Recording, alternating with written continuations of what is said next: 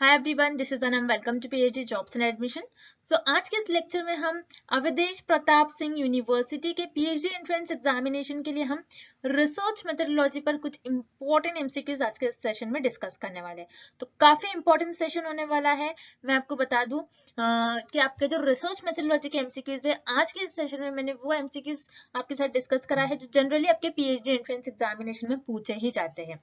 मैं आपको बता दूं कि आपको पता होना चाहिए अवधेश प्रताप सिंह यूनिवर्सिटी का जो पहले पीएचडी एंट्रेंस एग्जामिनेशन आपका कंडक्ट हुआ था, ये आपकी जो डेट थी तब 22 जुलाई 2022 आपकी पीएचडी एंट्रेंस एग्जामिनेशन की डेट थी।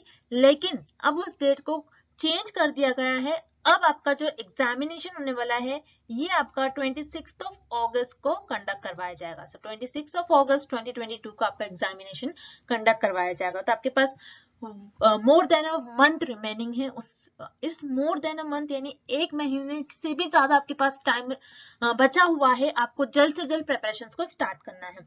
मैं आपको बता दूं शॉर्ट में कि आपको किस तरीके से सारी चीजों को फॉलो करना है, और आगे मैं आपको बता दूं, आगे वीडियो में भी मैं आपको बताने वाली हूँ कि आपका स्केड्यूल जो जिस तरीके से चेंज हुआ है उस नोटिफिकेशन का भी मैंने स्क्रीनशॉट आपको आगे बता रखा है इसी वीडियो में। ठीक है, तब मैं नेक्स्ट आपको बता दूं, आपका जो पीएचडी एंट्रेंस एग्जामिनेशन है उसमें आपको टोटल 100 एमसीक्यूज पूछा जाता है। ठीक है, 100 एमसीक्यूज को उन्होंने 50-50 एमसीक्यूज में कन्वर्ट करा है। ठीक है, अब ये जो फर्स्ट आपको जो 50 एमसीक्यूज पूछा जाता है ये आपको रिसर्च मेथोडोलॉजी पर पूछा जाता है, और रिमेनिंग 50 एमसीक्यूज जो है ये आपको आपके सब्जेक्ट से स्पेसिफिक पूछा जाता है।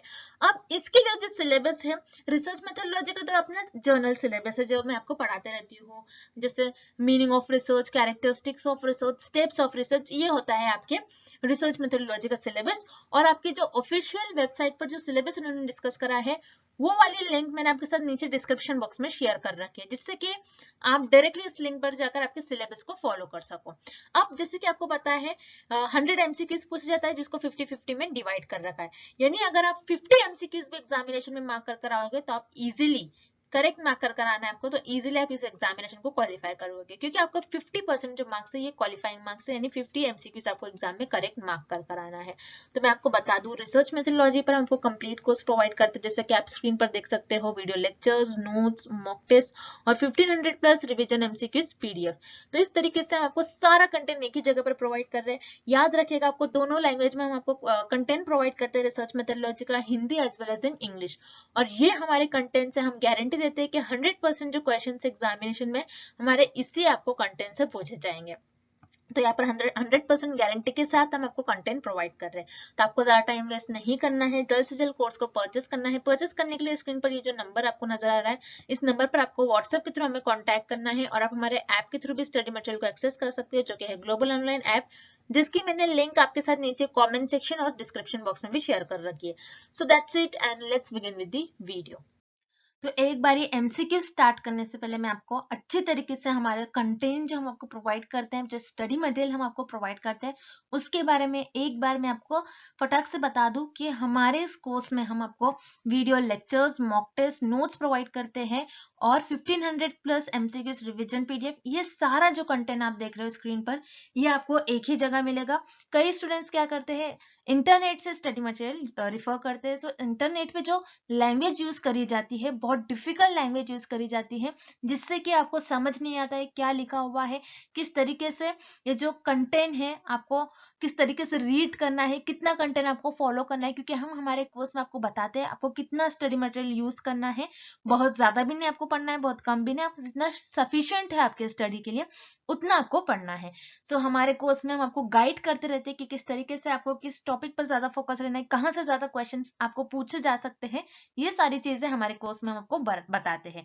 हमारा ये जो कोर्स है हम आपको गारंटी के साथ कहते हैं कि हमारे इसी कोर्स से आपको एग्जाम में 30 से 35 क्वेश्चन डायरेक्टली पूछे जाएंगे। तो जल्द से जल्द आपको कोर्स को परचेस करना है। परचेस करने के लिए स्क्रीन पर ये जो नंबर नजर आ रहा है, इस पर व्हाट्सएप के थ्रू हमें कॉन्टैक्ट करना है। याद रखिएगा, नॉर्मल कॉल इस नंबर पर नहीं लगेगा, और आप हमारे इस ऐप के थ्रू भी स्टडी मटेरियल को एक्सेस कर सकते हो। ऐप को एक्सेस करने के लिंक मैंने आपके साथ डिस्क्रिप्शन बॉक्स में प्रोवाइड कर रखी है। That's it and let's begin with the MCQs. जैसे कि एमसीक्यू स्टार्ट करने से पहले मैं आपको जल्दी से एक बारी बता दूं, ये आपका रिवाइज स्केड्यूल है, यानी आपका स्केड्यूल जो है एपीएस यानी अवधेश प्रताप सिंह यूनिवर्सिटी का जो भी आपको पीएचडी एंट्रेंस एग्जामिनेशन है उसका स्केड्यूल इन्होंने चेंज कर दिया है। और ये जो आपकी नोटिफिकेशन आई थी उसका यहाँ पर मैंने स्क्रीनशॉट लेकर रख लिया है, तो आप भी इस नोटिफिकेशन का स्क्रीनशॉट लेकर रख सकते हो। नोटिफिकेशन जो आपका आया है रिसेंटली, उसके लिंक मैंने आपके साथ नीचे डिस्क्रिप्शन बॉक्स में भी शेयर कर रखी है। तो यहाँ पर आपको देखना है, जैसे एप्लीकेशंस वगैरह की डेट इन्होंने ओपन कर रखी थी लेकिन अब इन्होंने क्लोज कर दिया है। और आपकी जो हार्ड कॉपी है, आपकी जो हार्ड कॉपी होगी रिसीप्ट की, आपको इस एड्रेस पर, जैसे जैसे कि आप देख रहे हो इसी यूनिवर्सिटी के एड्रेस पर आपको सबमिट करना है, जो कि है इसकी डेट इन्होंने प्रोवाइड कर रखी है 25 जुलाई 2022। ठीक है। नेक्स्ट, जैसे कि आप स्क्रीन पर देख सकते हैं, आपका जो डॉक्टरल एंट्रेंस टेस्ट है एपीएस यूनिवर्सिटी का, ये आपका 26 अगस्त 2022 को कंडक्ट करवाया जा रहा है। यहाँ पर इन्होंने टाइम भी आपके साथ शेयर कर रखा है, which is 11 AM to 1 PM। ठीक है, यानी सुबह 11 बजे से दोपहर 1 बजे के बीच में आपका एग्जामिनेशन कंडक्ट करवाया जाएगा। सो ये नोटिस रही आपकी, जो कि फिर से इन्होंने चेंज करा था, तो इस नोटिफिकेशन का मैंने स्क्रीनशॉट आपके साथ शेयर कर रखा है, तो आपको अच्छी तरीके से डेट वगैरह याद रखना है। So that's it and let's begin with the video. Accepting null hypothesis when it is false is निराकरणीय परिकल्पना को स्वीकारना जब ये गलत हो। इस क्वेश्चन में हमें फाइंड आउट करना है कि आपने क्या करा, आपके नल हाइपोथेसिस को एक्सेप्ट कर लिया कब, जब ये फॉल्स थी।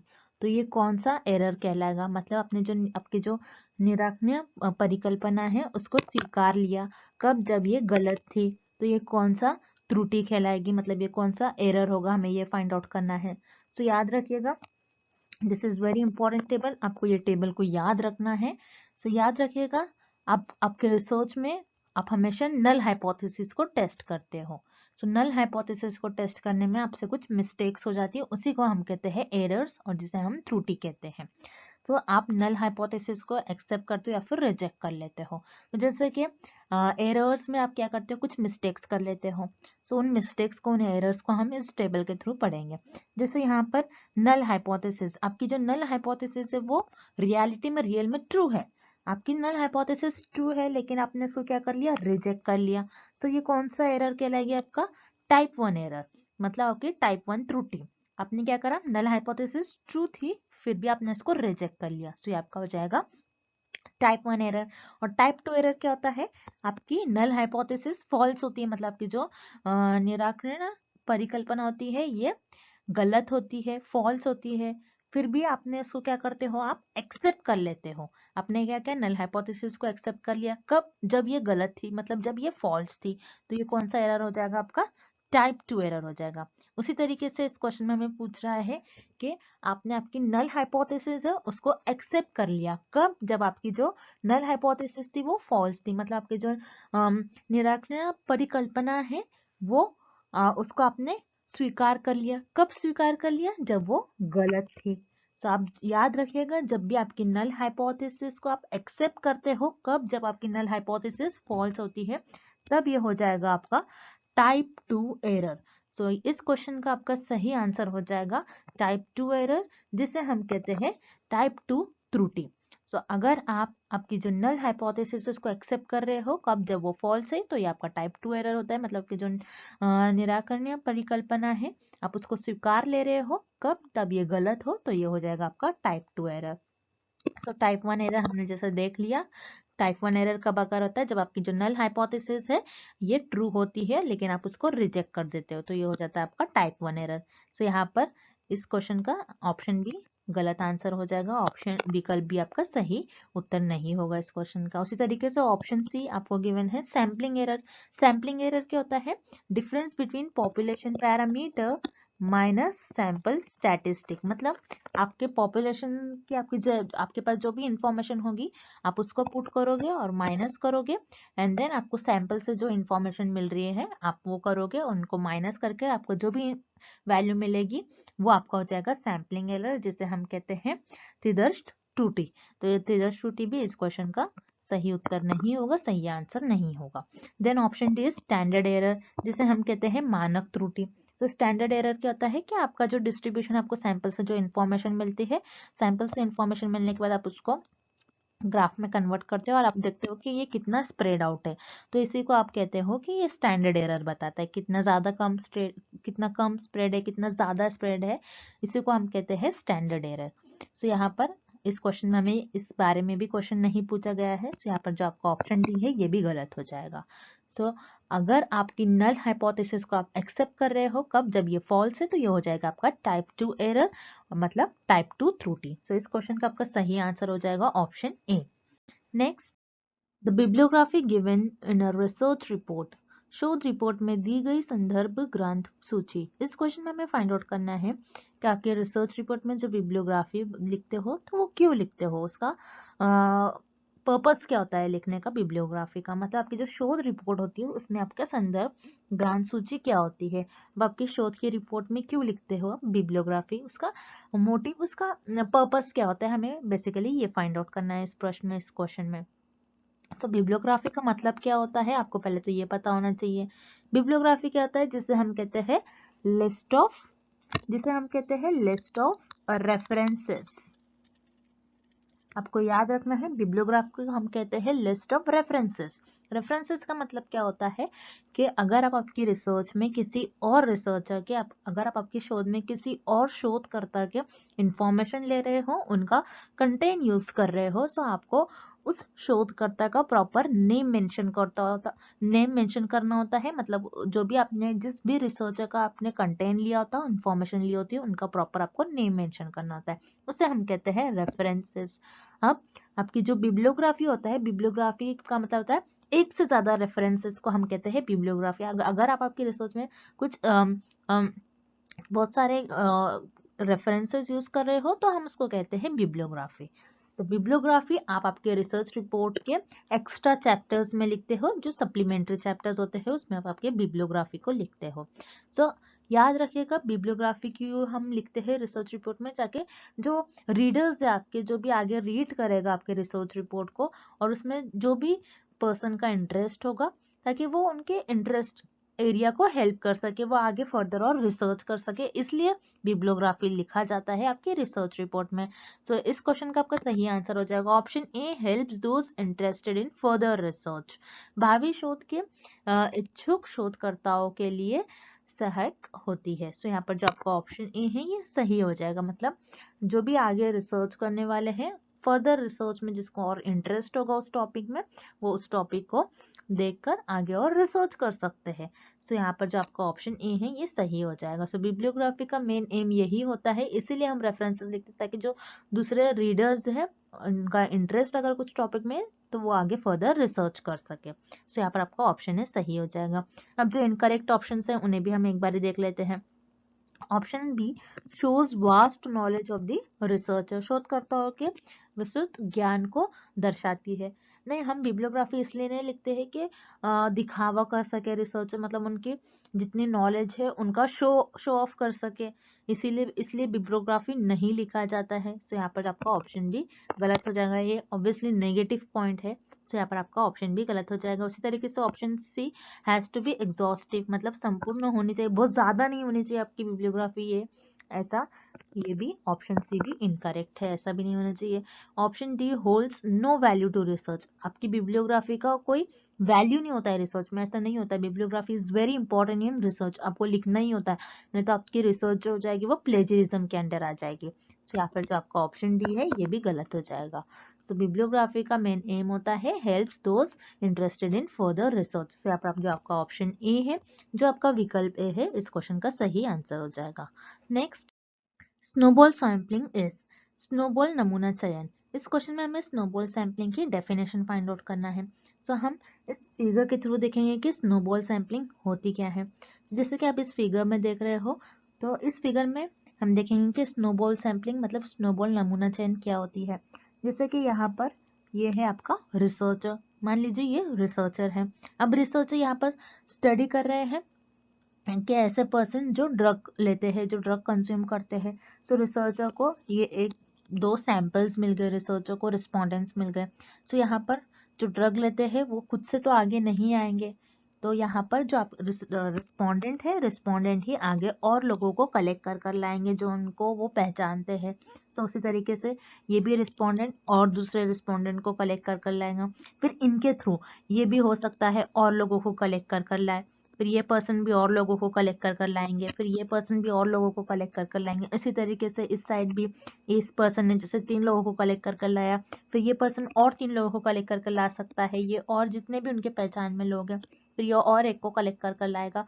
इस तरीके से स्नोबॉल सैम्पलिंग में रिसर्चर के पास 1-2 लोग, रिसर्चर को एक आध रिस्पोंडेंट मिल जाते हैं और वो रिस्पोंडेंट आगे और दूसरे रिस्पोंडेंट को कलेक्ट कर लाते हैं और वो उनका सैंपल बन जाते हैं और इस पर रिसर्च अपनी रिसर्च स्टडी परफॉर्म करते हैं। सो इस तरीके से रिसर्चर स्नोबॉल सैम्पलिंग में रिसर्च परफॉर्म करते हैं अपने सैंपल्स पर। अब स्नोबॉल सैम्पलिंग की डेफिनेशन क्या होगी, हम एक एक कर सारे ऑप्शंस के थ्रू देखते हैं कि सही आंसर क्या होगा इस क्वेश्चन का, सही विकल्प क्या होगा इस क्वेश्चन का, इस प्रश्न का। तो option A, done for sample of more than 100 people, मतलब 100 से अधिक लोगों के नमूने के लिए किया जाता है। नहीं, स्नोबॉल सैंपलिंग सिर्फ 100 से ज्यादा लोगों के लिए नहीं किया जाता है। स्नोबॉल सैंपलिंग की जो डेफिनेशन नहीं होती कि स्नोबॉल सैंपलिंग में आप 100 पीपल से ज्यादा लोगों पर ही आप सैंपल करते, आप रिसर्च आपकी परफॉर्म करोगे, नहीं। तो यहाँ पर जो आपका ऑप्शन ए है ये गलत हो जाएगा। Then option B, done when many choices of sample are there, वो चॉइसेस आपके पास बहुत सारे चॉइस हो गए तब आप स्नोबॉल सैंपलिंग परफॉर्म करते हो कि नहीं। तो ये भी आपका ऑप्शन बी भी गलत हो जाएगा। सो ऑप्शन बी क्या है, किया जाता है जब नमूना चयन के कई विकल्प होते हैं। नहीं, आपके पास बहुत सारे चॉइसेस हो गए तो आप स्नोबॉल सैंपलिंग का यूज नहीं करोगे, ये स्नोबॉल सैंपलिंग की डेफिनेशन नहीं होगी। सो यहाँ पर आपका ऑप्शन बी भी गलत हो गया। Then option C, a sampling technique that works like chain referral, मतलब एक नमूना चयन तकनीक है जो श्रृंखला रेफरल की तरह काम करती है। यस, नमूना चयन जो आपकी एक चैन की तरह, चैन रेफर करती है, मतलब आपकी चैन रेफरल की तरह काम करती है। किस तरीके से, जैसे आपने यहाँ पर 2 लोगों को कलेक्ट कर लिया, 2 लोगों को अपने 2 रिस्पोंडेंट हो गए, आपके 2 सैंपल्स हो गए, फिर ये सैंपल्स और लोगों को कलेक्ट कर लाएंगे, फिर ये लोग और लोगों को कलेक्ट कर लाएंगे। इस तरीके से यहाँ पर एक चैन बन रही है। सो याद रखिएगा, स्नोबॉल सैंपलिंग जो होती है आपकी एक चैन रेफरल होती है जिसमें आप एक चैन की तरह सैंपल्स को सिलेक्ट करते हो। सो यहाँ पर जो आपका ऑप्शन सी है इस क्वेश्चन का सही आंसर हो जाएगा, इस प्रश्न का सही उत्तर हो जाएगा। Next, What is your favorite television program? This is, आपका पसंदीदा टेलीविजन कार्यक्रम कौन सा है? सो इस क्वेश्चन में हमें क्वेश्चन गिवन है जिसमें हमें फाइंड आउट करना है कौन से टाइप का क्वेश्चन होगा। So what is your favourite television programme, मतलब आपका फेवरेट टेलीविजन प्रोग्राम क्या है। तो ये कौन से क्वेश्चन होगा, या ये क्लोज एंडेड क्वेश्चन होगा, ऑब्जर्वेशनल क्वेश्चन होगा, या फिर एक ओपन एंडेड क्वेश्चन होगा।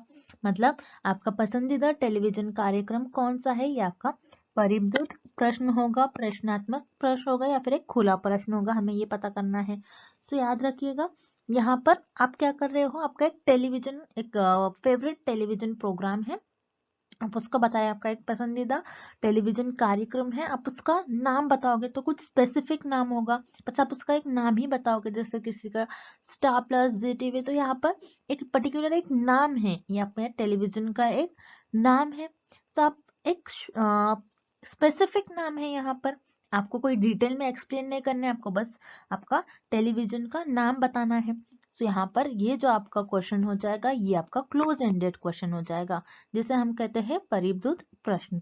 तो क्लोज एंडेड क्वेश्चन में आप yes no type, MCQs type के क्वेश्चंस देखोगे और जिसमें आप स्मॉल वर्ड में आंसर करोगे, जिसमें आप आपकी पूरी ओपिनियन को आगे नहीं रखोगे, उसे हम कहते हैं क्लोज एंडेड क्वेश्चन। तो यहाँ पर आपका ऑप्शन ए सही हो जाएगा, विकल्प ए आपका इस क्वेश्चन का सही आंसर हो जाएगा।